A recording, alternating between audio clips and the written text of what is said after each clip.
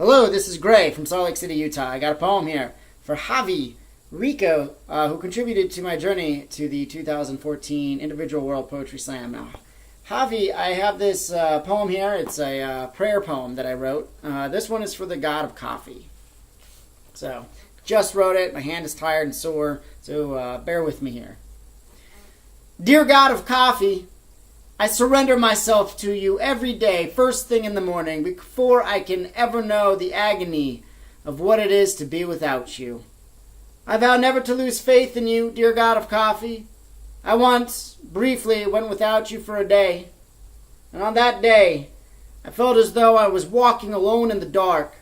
I felt as though my entire soul had been swallowed whole by a large, terrible expanse in the universe, pulled into a giant hole, never to return. I was consumed by a shroud that fell around me, held me where I was, and would not allow me to move.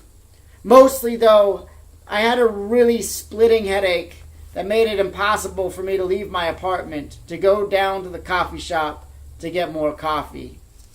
So I lay very still, dear God of Coffee, awaiting death's arrival.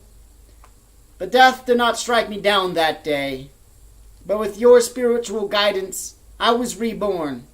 An angel descended from the heavens with a transcendent cup on which I laid my lips.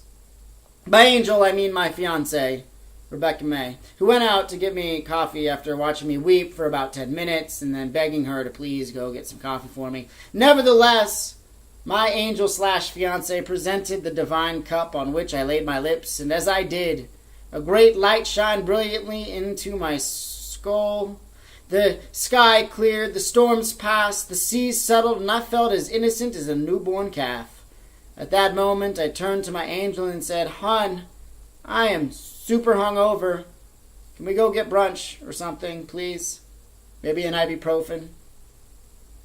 Dear God of Coffee, let not another day occur without you. Let your wisdom and spirit inhabit my mouth and body until the day of my passing. Let it be it in any form, whether French pressed or through a machine, whether flooded with steamed milk or presented black, whether light roasted or dark roasted, whether eaten or drank.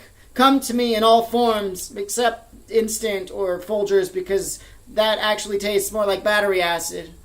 I pray to you to stay beside me and guide me through the long hours of the day for the rest of my life.